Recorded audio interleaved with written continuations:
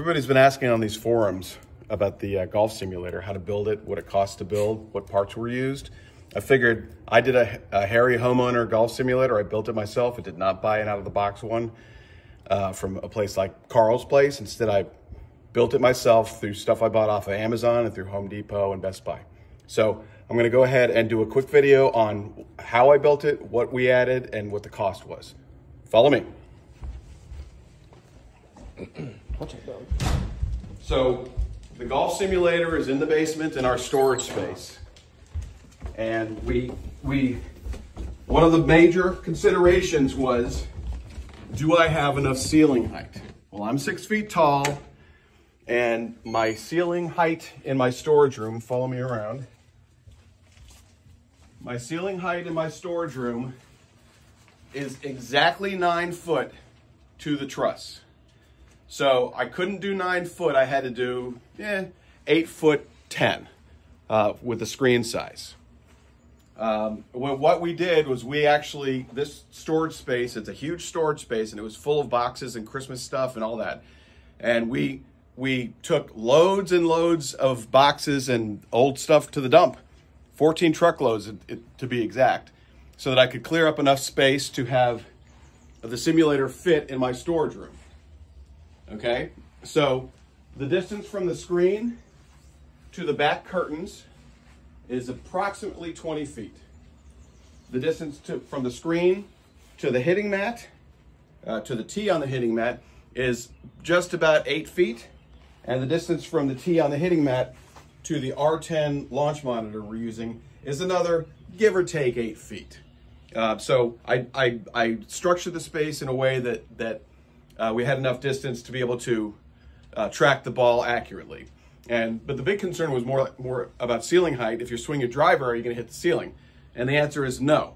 So my 9 foot ceiling height, I don't hit. Now my brother-in-law, John, who's 6'6", does hit. So he can only swing irons down here. But he's the only one I've ever seen hit the ceiling before. Okay, so let's talk about how much it cost, where I got the stuff, and how much it cost to build it. We're going to start with, and I'm going to get some light here. The screen came from Amazon, $120. Follow me to the corners. Okay, so if you can see at the corner of the screen, there's a pipe frame. That set of pipe frame corners came off of Amazon, and they were $105. The framing, the actual pipe, we went to Home Depot and just bought steel conduit, you know, the stuff that electricians use.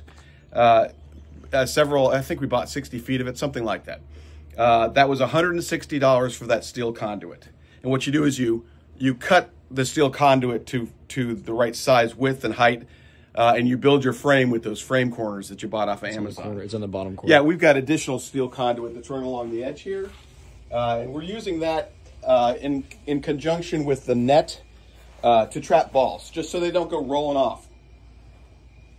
Okay, so let's talk about the net. So the frame is done. The netting, we bought the netting from Amazon, and I believe I have 2 nets at $26 a piece. Okay, so the netting was $26 a piece for these 10 foot by 10 foot nets off of Amazon. And they do wrap around the back of the screen. We found that as we were hitting balls, sometimes the balls would go through the gaps in the screen and end up behind us. Or even worse, they would go up and over and disappear into the black hole behind the screen. And there's a bunch of storage space that's got boxes behind the screen, and we were losing balls. Every time the balls went, you had an errant shot, it would go up and over. So we put netting all the way around to catch the ball. So now if you hit an errant shot, the netting catches it behind the screen, you go grab your ball. Anyways, $26 for each net, so call that 50 bucks. The curtains came from Amazon, and these are blackout curtains, and they were $30 a piece. And I've got 1, 2, 3, 4, 5, 6, 7 of them. Count that again. So 1, 2, 3, 4, 5, 6, 7 curtains, and that's $210 in curtains. We put the curtains in the back just so you wouldn't see all of our storage, all of our boxes, and all of our junk. Curtains on the front are there to stop the balls, but also to give you a mostly dark area that the projector is projecting on. All right. the ceiling sail. This is an interesting one. That is not a curtain. That is just an outdoor sail, like you would see at a restaurant in the summertime where they put those sails above you to block the sun. That's all that is. And it was $30 on Amazon, and I stapled it to the joists, and it works beautifully. It works beautifully. The pin light. The pin light came off of Amazon, $30. And if you look straight down, you can see that the pin light is lighting up the hitting area. Okay, we originally had a 1080p projector, and it's in a box over here somewhere.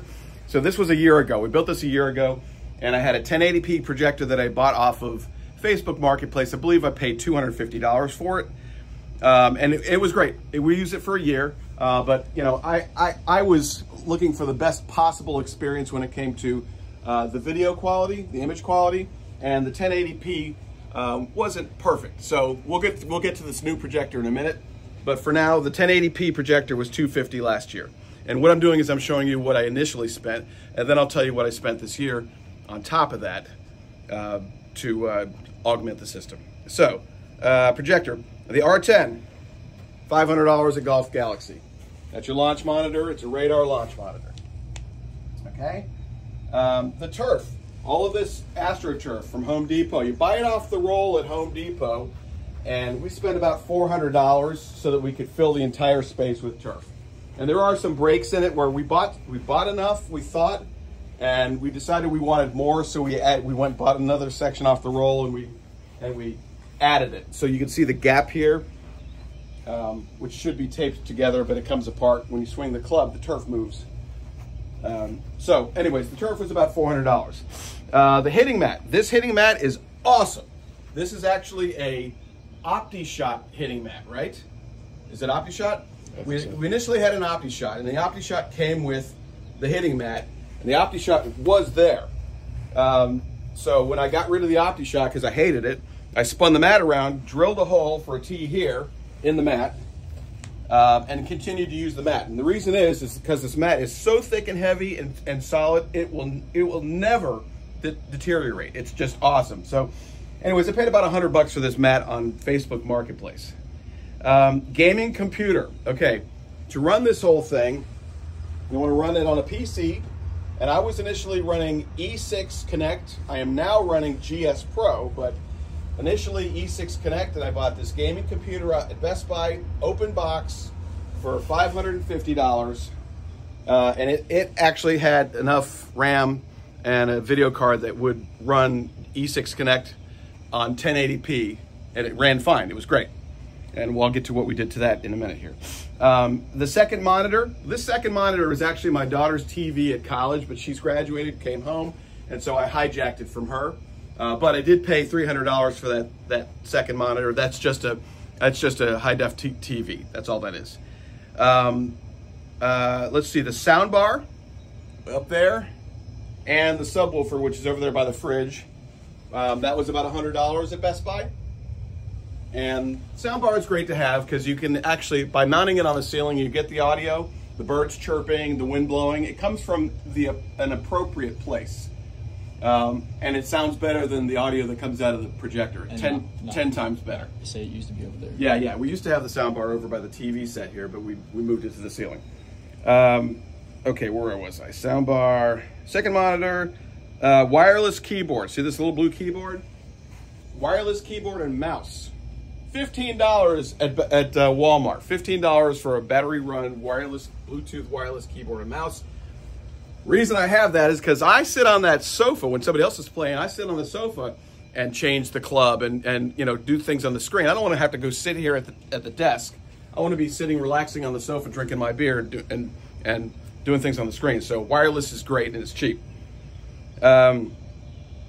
Soundbar, got that. Cables. Okay, so cables, this is a thing that you don't think about when you're building something like this. But the cabling, I've spent at least $100 in long USB, long HDMI, long optical cables, and just assorted things to be able to route the projector, route to the projector, route to the soundbar, route to the computer, route to the Xbox, which we'll get to in a second. All of these things require cabling, and it's not the cheap cabling. especially if you're going to try to run 4K. You want to run good cables. Also, doesn't look great, but yeah, it's a little bit of a mess. But you know what? This is my space, so. Okay, we said soundbar cables, the R10. Okay, R10 leveler. We originally were running E6, and the R10 was having trouble staying connected to the computer, and we concluded that it was probably the fact that it wasn't sitting up high enough, and maybe it wasn't level, or it wasn't pointing straight at the T. So what we did was we bought this leveler with the laser sight off of Amazon. It was $45. And it actually works nicely. You can always know that you're pointing directly at the T, and it's a straight line to the screen, so you know that your shots are straight and it's reading correctly. Okay, this ball tray, it's a stupid thing, but this $20 ball tray that I got off of Amazon is invaluable, because otherwise your balls are all over the green here. You keep hitting and they go everywhere. So to have them in a nice clean space where you can just grab out of the ball tray, and the great thing is you can grab it, it rolls right out of the tray, and you can hit the tray with the ball and it rolls back in. So it's a cheap and nice thing to have. Back to the screen. Hanging behind the screen, we have two backdrops. All right, now pause there.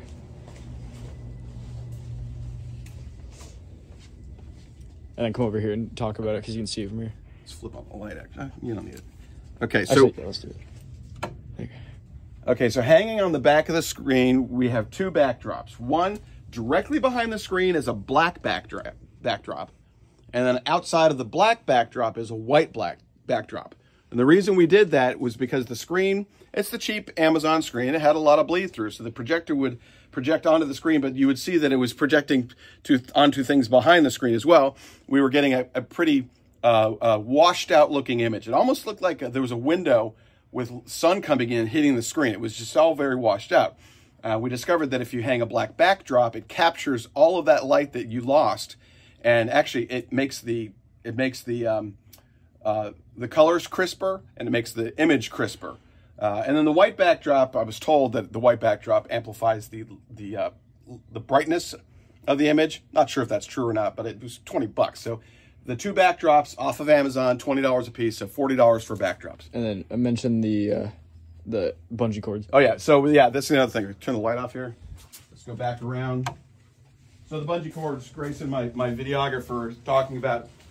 So one of the things with this screen, this is the $120 screen from Amazon. You can spend $1,000 on a screen, but I started with the cheap $120 screen with Amazon, and it's been fine, except that it doesn't. Okay, the grommets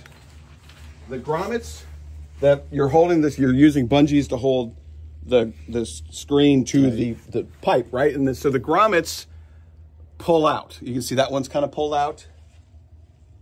So, you know, if you're playing a lot and you're hitting hard, it's actually really bad down here. The grommet at the bottom where there's this bubble in the screen, that grommet is completely torn through. And so that screen, I'll have to replace that screen at some point. But we use the bungees. What we do is we wrap the bungees through the screen and around the pipe, and then any place that we need to tension the screen, for instance, there's bubbles in the screen, we would run a bungee, a long bungee, all the way across the back, connected to the other side to pull from both sides, to pull the screen tight from both sides. And it works pretty well until, of course, the grommets tear through, and then you can no longer tighten it. But so that's what the bungees are. And I'm not going to price the bungees. You can just buy those at Home Depot. So the initial build, everything I told you about right here up until now, I spent $3,127. That's all the computer, all the screen, the old projector, the R10, all of that stuff. Okay, so going into this year, I had to renew my E6 software. Okay, now go. Okay, so going into this year, I had to renew my E6 software. I think the renewal date was February 7th. And it's $300 a year. E6 gives you 30 courses, and they loop in some new courses and they take out some courses. So over the course of the year, you'll have some new ones that pop up, and some of the ones that you've been playing will disappear. And so $300 for 30 courses, and you couldn't putt with E6. The R10 and E6, you had to just do the auto putt feature, which I always thought was kind of like a it's not real to the experience of playing golf. You want to putt. So I started researching and decided to switch to GSPRO. Now, GSPRO is a software that's an open API. So there's a bunch of people, a bunch of programmers that are out there developing golf courses for GSPRO, and they post them on GSPRO. So right now there's over 800 courses available on GSPRO, and this is one of them. This is Grey Wolf, which I think is a spectacular golf course. It's unbelievable. So the level of detail, the quality of the product with GSPRO, I feel is head and shoulders above E6. In addition to the quality, GSPRO has these open API programmer guys that develop these little plugins. And one of the plugins was a putting option for somebody that is using a radar-based launch monitor. And so what they've developed is a little software plugin that uses a web camera, which is what you see here. How much? There's my web camera, which was $40 on Amazon. 60 FPS. No, it was 40. It's 40. 60 FPS. Oh yeah, and it's a 60 FPS webcam. Okay, so that webcam, instead of using the radar to track the ball, which obviously the radar can't track the ball if it's rolling across the floor, the webcam uses a camera image to track the ball, and you can putt. It's great, right? So I decided to switch to GSPRO starting in at the end of February and canceled E6. And what I discovered was that GSPRO is a much more robust software, and it consumes a whole lot more capacity for your computer. So to be able to move to GSPRO, which I was gonna do, I had to add to the simulator setup. The computer, I upgraded its graphics card to an RTX 3080. And the 3080 is recommended if you're going to run 4K on your projector. We upgraded the computer. And by the way, the 3080 card was $500. I bought it at Micro Center. It was a customer return, or it was a refurb or something, but it was about $250 cheaper than a new one. So for $500, I was like, done. Then 32 gigs of RAM. You want to up the RAM. This thing had 16 gigs, so we bumped it to 32. That was about $50. The RTX 3080 graphics card requires at least 650 watts of power to run, and I had a 500 watt power source in the computer. So we upgraded the power source to a 750, which cost $80. And by the way, all these upgrades we did ourselves. It's so simple. You open up the side of the computer, the graphics card and the RAM and all that stuff, it just pops right out. You pop a new one in. Literally, it's plug and play. Anybody can do it. And then we got the webcam. We did that while we were doing all this. So we spent money on the computer, and then once I got the computer ready to run 4K, I went and bought an OPTOMA 4K projector. Now this is the UHD 35 STX, and the X in STX is short throw. Okay, so that projector right now is hanging above the hitting mat, and it is only 6.5 feet from the screen, and it's running a 4K image using my upgraded graphics card and all that RAM. It's running a 4K image. And you can actually see the image. I've got it set to gusty wind, and you can see all the plants are blowing in the wind, and you can see fine detail. Shadows moving. Yeah, you have fine detail with this. This particular golf course, which is Grey Wolf, has birds flying over it, and there's a wolf that runs across the golf course, mid-game. It's really cool. So we ended up getting the projector from Crutchfield. It was $1,200. Money well spent, but obviously to be able to do that 4K, I had to upgrade the computer. So there was about $2,000 spent on that. So, but with that, and once I'm running 4K, I could also then, my son who's holding the camera wanted to play Xbox on this thing. So we ended up finding an Xbox X on Xbox One X. Xbox One X on Facebook Marketplace, paid $100 for it. Let's loop back to the computer. The computer, we also in addition to upgrading the graphics card and all the power and all that, we had to upgrade the cooling fans. So I went to Best Buy and bought a set of. Now you're on. That's the Xbox talking. So I bought a set of cooling fans. Did you say that again? I bought a set of cooling fans for the computer because that 3080 card runs hot, and it is using a lot of power to generate this spectacular image. So you want to. The net is I had to upgrade the cooling on the computer. Cost $25 at Best Buy to buy the fans, and we just mounted them on the aft section of the case to push air through and pull it out the other side. Okay, so there's that. That's pretty much everything. In addition to the simulator junk, which was quite a bit of money, but compare this to buying a pre-made system off the shelf, I paid hardly anything. So in addition, we went to Court Furniture Rental, which is a furniture rental place that sells their furniture used after they've rented it out, and spent, I think, $250 on a couple of sofas and chairs here. We bought a refrigerator. That's the most important part, the beer fridge. And that was from Best Buy for like $300. I think that's it. Beer fridge, Xbox, webcam, table, cooling fans, projector. Okay, so the initial spend last year was about $3,127, and that built the system, and it was functional then. Since then, and this is including the furniture, the beer fridge, and all that stuff, since then, when we did the upgrade to 4K, we spent an additional $25.95. And that's the projector, the upgrades to the computer. That actually counts the furniture, the beer fridge, and all these other, the Xbox. So my total spend, this entire spend was $5,722. That is everything, including furniture.